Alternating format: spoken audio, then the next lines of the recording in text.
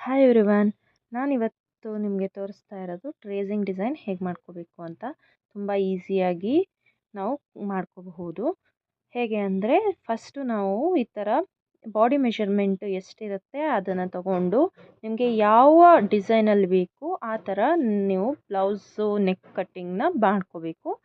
ಆ ಥರ ಡಿಸೈನ್ ಮಾಡ್ಕೊಂಡ್ಮೇಲೆ ನೆಕ್ಸ್ಟು ಅದಕ್ಕೆ ಸೂಟಬಲ್ ಆಗುವಂಥ ಡಿಸೈನ್ಸ್ನ ನೀವು ಕ್ರಿಯೇಟ್ ಮಾಡ್ಕೋಬೇಕು. ಒಂದೊಂದು ಪಿಕ್ಚರಿಂದ ಒಂದೊಂದು ಡಿಸೈನ್ನ ತಗೊಂಡು ಅದರಲ್ಲಿ ಪಲ್ಲಕ್ ಡಿಸೈನ್ ಈಗ ನಾನು ಹೇಗೆ ತೊಗೊಂಡಿದ್ದೀನೋ ಆ ಥರ ತಗೊಂಡು ಫುಲ್ಲು ಮೆಷರ್ಮೆಂಟ್ನ ಫುಲ್ಲು ಡ್ರಾ ಮಾಡ್ಕೊತಾ ಹೋಗಬೇಕು. ಈ ಥರ ಪಲ್ಲಕ್ ಡಿಸೈನ್ನ ಮಾಡಿಕೊಂಡು ಮಿಡಲಲ್ಲಿ ಇದನ್ನು ನೆಟ್ ಮೇಲೆ ಹಾಕೋದ್ರಿಂದ ತುಂಬ ಲುಕ್ಕಾಗಿ ಬರುತ್ತೆ ಮತ್ತು ಬ್ರೈಡಲ್ ಲುಕ್ಕು ತುಂಬ ಹೆವಿಯಾಗೂ ಇರುತ್ತೆ. ನೀವು ಈಸಿಯಾಗಿ ಕೂಡ ಇದನ್ನು ಮಾಡಬಹುದು. ನೀವು ಬೀಡ್ಸು ಜರ್ದೋಸಿ ಅಥವಾ ಕಟ್ ಬೀಡ್ಸು ಈ ಥರ ಯೂಸ್ ಮಾಡಿ ಮಾಡಬಹುದು.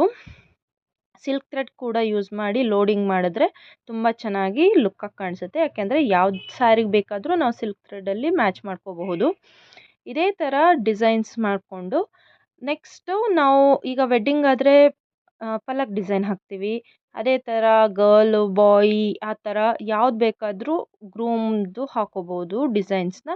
ಇಲ್ಲ ಅಂದರೆ ನೇಮಿಂಗ್ ಸೆರೆಮನಿ ಈ ಥರ ಇದ್ದರೆ ಬೇಬಿ ಶವರು ಅದೆಲ್ಲ ಇದ್ದರೆ ನೇಮ್ಸು ಅಥವಾ ಬೇಬಿ ಡಿಸೈನ್ಸು ಅವ್ರ ಫೋಟೋಸು ಈ ಥರ ನಾವು ಅಪ್ಲೈ ಮಾಡ್ಕೋಬೋದು.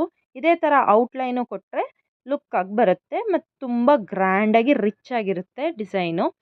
ಇದೇ ಥರ ಡಿಸೈನ್ಸ್ನ ಈಸಿಯಾಗಿ ಕಲ್ತ್ಕೋಬೇಕು ಅಂದರೆ ನನ್ನ ಫಾಲೋ ಮಾಡಿ.